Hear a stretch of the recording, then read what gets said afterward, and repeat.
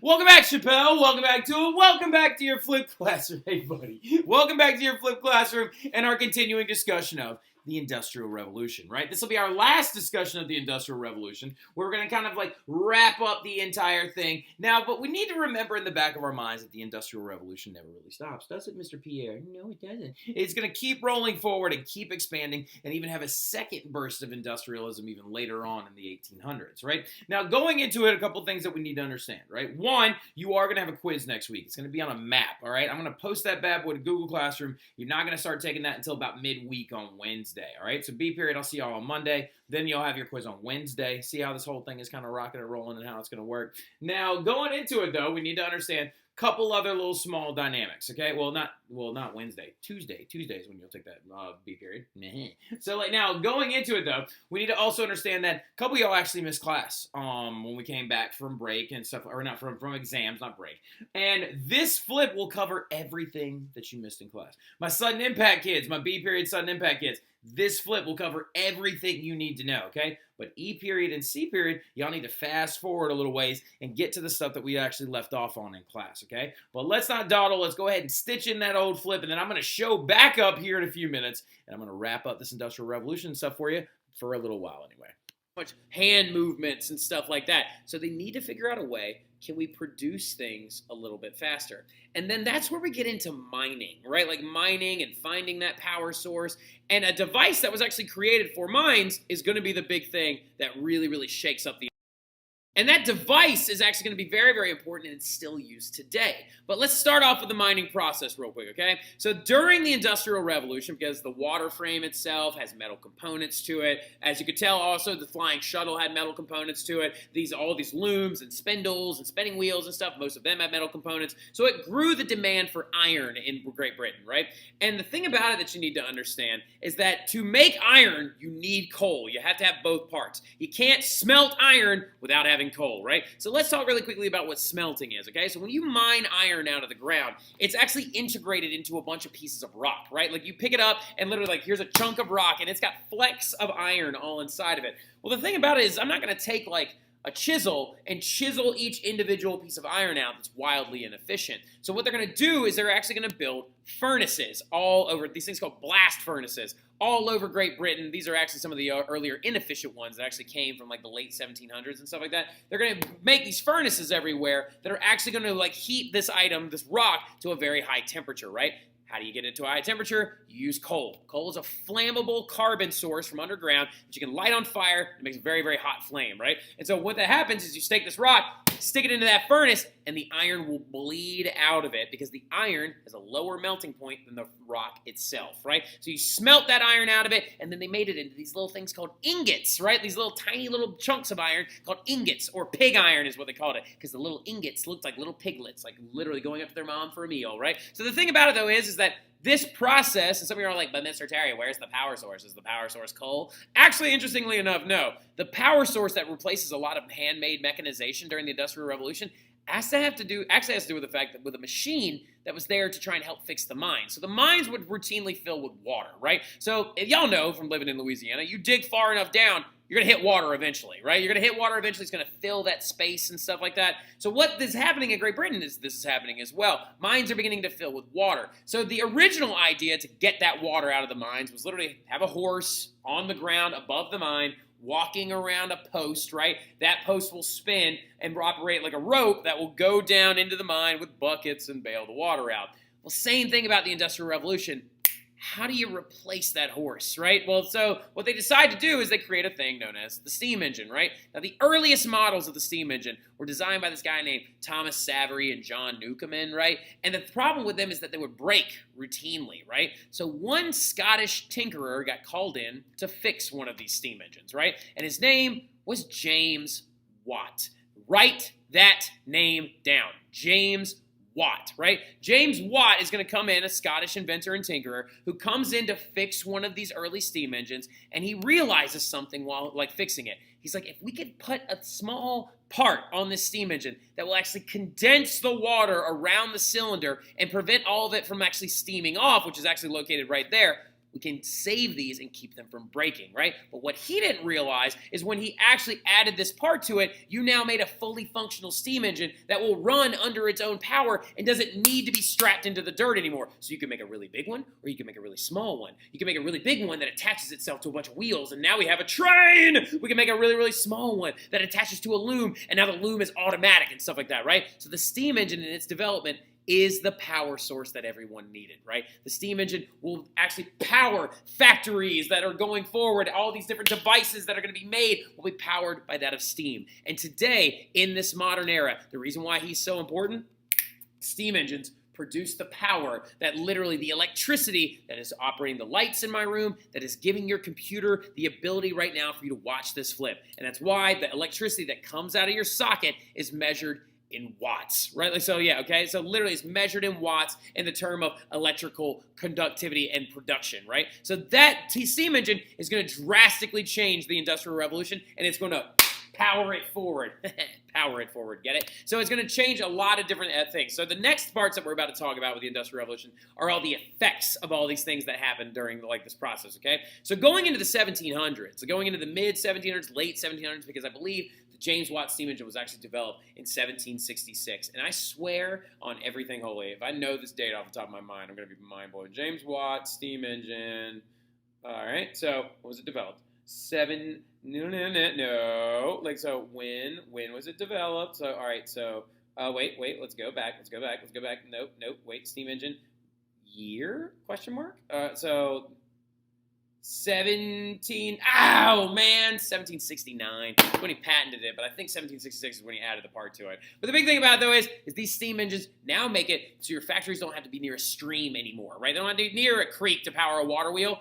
You now power it with your steam engine. So they're going to move them into cities. Why are they moving them into cities? Because that's where more people are, right? So more people are living there because the agricultural revolution has freed up a lot of laborers, right? And it's caused this thing known as urbanization, okay? So in 1700s, the movement of people to cities is going to become very, very drastic, all right? Mainly because there's now a constant demand for factory workers as businesses are beginning to grow, right? And as you can tell, cities are becoming very, very, very overcrowded, right? So the thing about it is you can use a good example. You do not have to write this down. Don't write this down. You do not need to write this down. But an example of this is actually in Manchester, the United Kingdom, which is a very, very large city to this day, and it's also a very big production town to this day. So the thing about it, though, is in Manchester, in 1755, they started out with 17,000 people. But by 1801, with the growth of the Industrial Revolution, that number had grown to 70,000 people, okay? So as you can tell, we got a big burst in the creation of these different things. And also, you can see, you can also see industrialization and urbanization in this map right here. As you can tell, these areas that are darker orange or purple are actually the growing populations of cities, right? So look at London, growing in population density. Look at the areas next to these ports towards Wales, growing in population density. Look at northern England towards Liverpool and areas like that and production centers, growing in population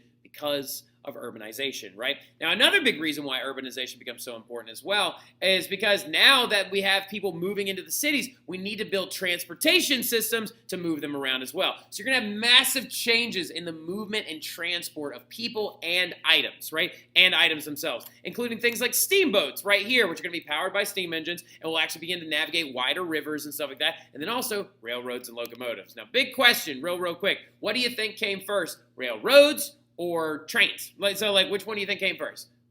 For those of you in the house that said railroads, you are 100% correct. Because the railroads were actually created early on, and they would actually have a cart on rails and a mule or a horse or something like that drag them much more efficiently, so they didn't have to worry about going over uneven road and stuff like that to move coal or move products and stuff. But what's going to happen is George Stephenson is going to take a steam engine and strap it to a bunch of big wheels, and he had created the very first locomotive. It was called the Rocket, right? So, and it's going to actually be developed in the the early 1800s. I think 1826 is when he develops that. Another big change up, though, as well, is in communication, right? The way that people communicate through the Industrial Revolution as they begin to lay wires everywhere, because Samuel Morse in the United States of America invented this thing known as the telegraph, right? That right there is the telegraph. Write down the word telegraph, right? The telegraph is a simple device that sends an electrical signal, like a beep, through an electrical wire, right? And literally goes dee dee dee dee dee dee dee, and that code that he created so we could communicate over long distances was known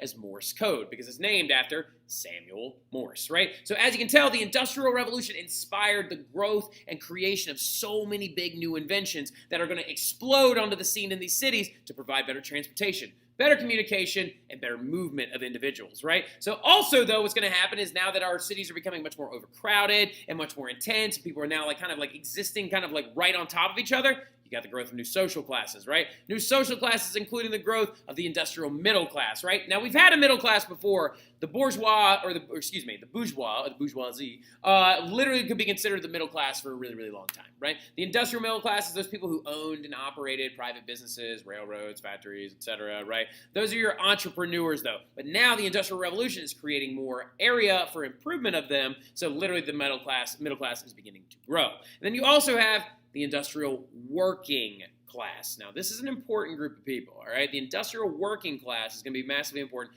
because those are your factory workers, okay? Your lower class, your poorer individuals that are working in these new and different areas, right?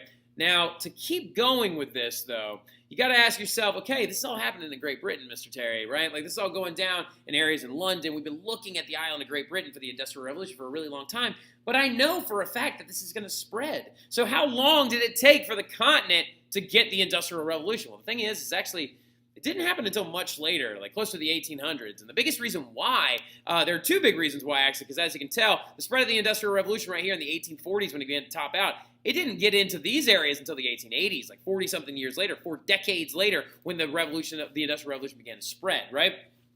Now, why is this, though? A lot of it has to do with the fact that, one, Great Britain kept it a secret on purpose, okay? So write that down. Great Britain kept this whole thing a secret on purpose, right? They didn't want other people to find out about it, okay? Because they wanted to keep the ability for them to have the market share in cheaply produced textiles and other factory items.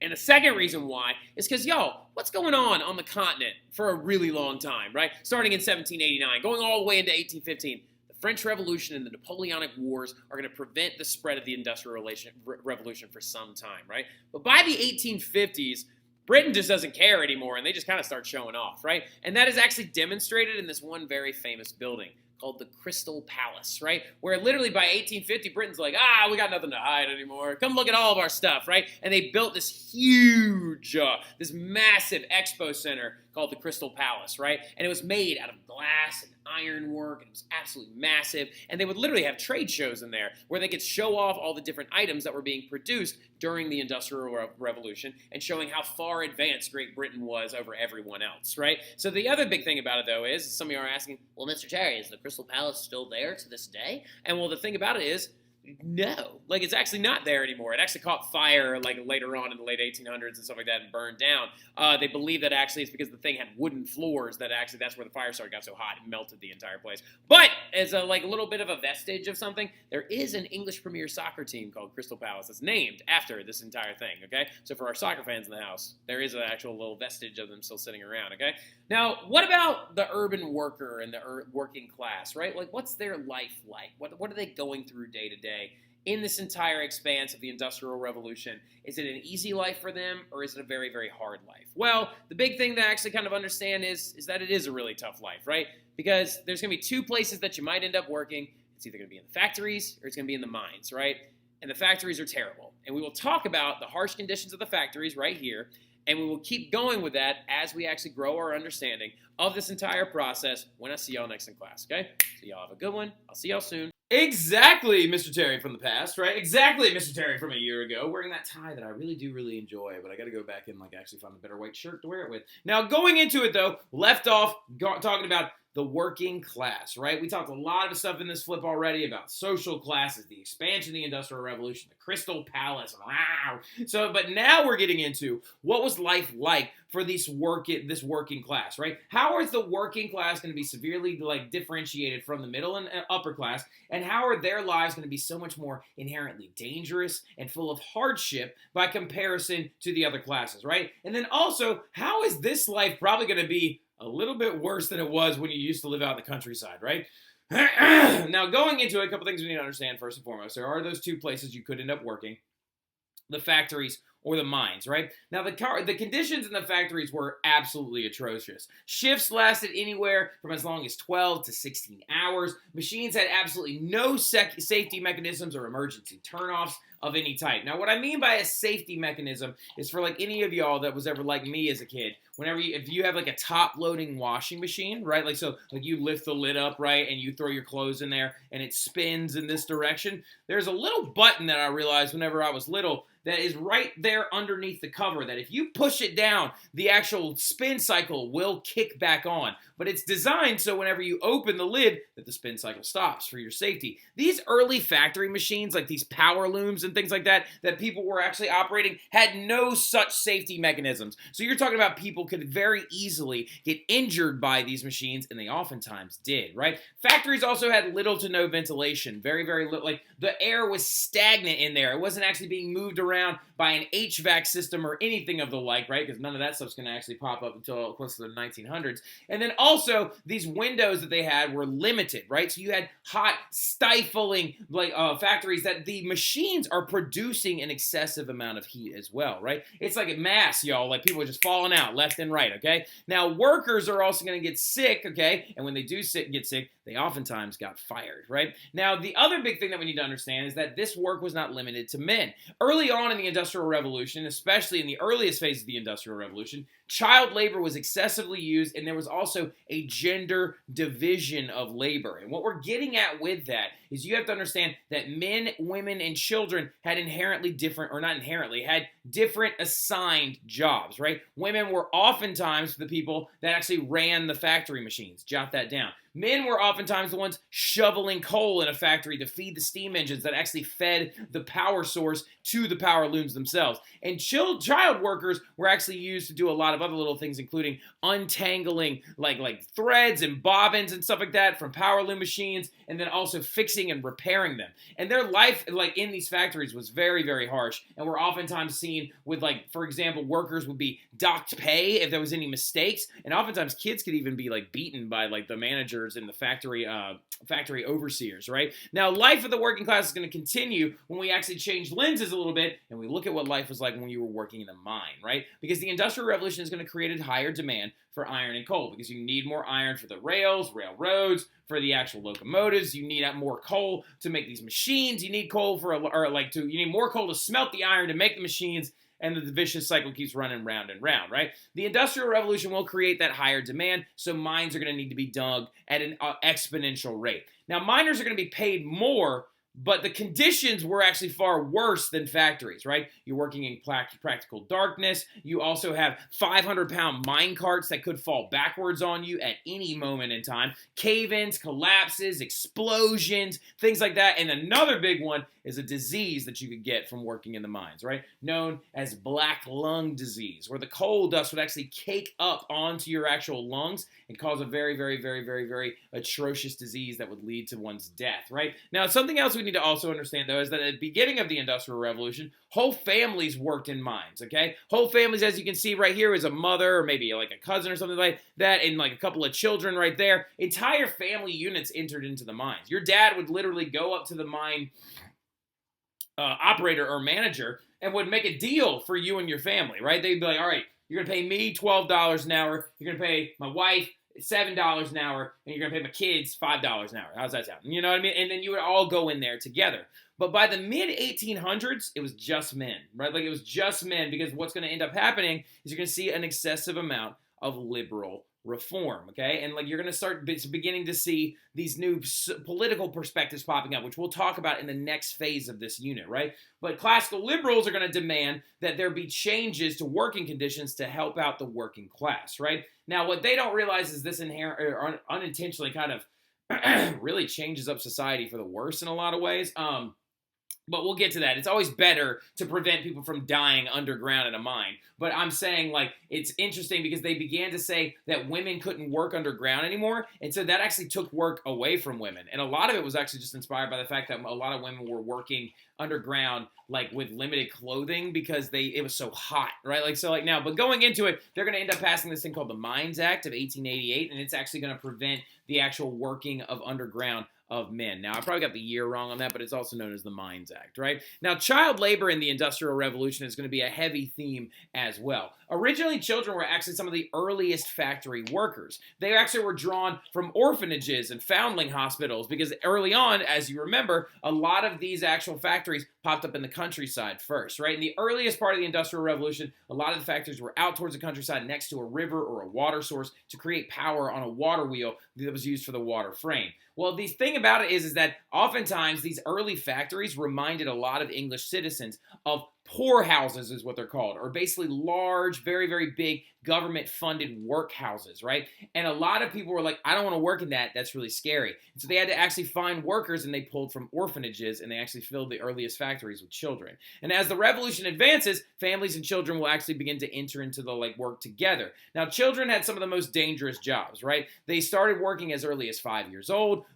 They worked hauling mine carts and opening air vents inside the mines, and then also they repaired factory machines. Now, what I mean by that, when we say repair, I don't mean I was sticking them in there with a wrench. What actually will usually happen is, as you can see, all these little strings right here for this power loom are attached to these bobbins. Sometimes they would get tangled up, right? And so children would have to reach their hands inside of the power looms and actually untangle the threads, right? Because their hands were small enough to get in there. But when that machine kicked back on, if your hand got wrapped up in a piece of actual string or something like that, you could actually be severely injured. So you saw a lot of child injuries and stuff like that in the mines and factories as well. Now, so is the Industrial Revolution, when you're looking at it, is it inherently a good thing or is it an inherently bad thing, right? Well, the thing about it is both, okay? There are positives to the Industrial Revolution, and then there are also stark negatives. Now, some of the positives include the fact that there are more jobs, right? If there's more jobs, then there's going to be an increase in wages, so people are going to be making more money. Costs are also going to go down on a lot of products, which is a connection that a lot of y'all made, right? Textiles are going to become cheaper. Anything produced in a factory is going to become cheaper and more accessible to people of more classes. What you're also going to see, though, as well, as a massive positive, is the rise in labor unions, right? What labor unions are organizations of workers that come together to fight for workers' rights, right? Labor unions are going to actually be seen early on in the Industrial Revolution as these things called amalgamated societies, and the idea is that workers would come together and begin to demand things from their from the factory owners and the mine owners, right? And what are some methods that labor unions would use to get these things accomplished? Write these things down. They would sometimes go on strike, or they might boycott goods coming from this area, right? And we'll talk about that, what that means a little bit more in class, right? But now the stark negatives to this thing is, we need to understand is that by the 1800s coming to a close, wages are going to begin to do what's called stagnate, right? Now, a stagnation in wages means they plateau, right? Like they go up, up, up, up, up, up, up, and they plateau off, right? And they don't stop they stop rising at such a dramatic rate. And it's going to lead to a fixed amount of labor cost that's going to actually hurt the lower class in a very large way. Also, we need to understand that the Industrial Revolution is going to lead to the death of children and people in general, right? People are going to be injured and disfigured, like this child right here who has an injury from one of the power looms kicking back on when he was trying to repair it and fix it, right? Terrible working conditions are a massive negative. And then also the big one, pollution, right? Pollution is going to be absolutely terrible. You're going to see human waste spilling into the Thames River in England, and it's going to be so bad that pollution apparently even dictated the evolution of animals, right? So that right there is what's known as an English pepper moth, right? Pepper moths are actually supposed to be this color right here. They're supposed to be this peppery white and dark blotched spots moth, and they use this camouflage pattern to blend into trees inside of Great Britain, right? Now, an interesting thing about these pepper moths, though, is that these ones are the ones that are supposed to live. These dark black ones are supposed to die because they're easier for birds to see. But after the Industrial Revolution, coal dust caked all over these different trees, right? All over trees throughout Great Britain because of all the coal being used in the factories. And what's going to happen is, now these guys were the ones that were standing out and getting eaten by birds, and the black ones were the actual ones blending in, right? So literally, pollution from the Industrial Revolution even dictated the natural world, right? So we're going to pick up right there when we actually get back into the class, and we're going to start talking about a lot of big political perspectives when I see y'all again, okay? Y'all have a good one.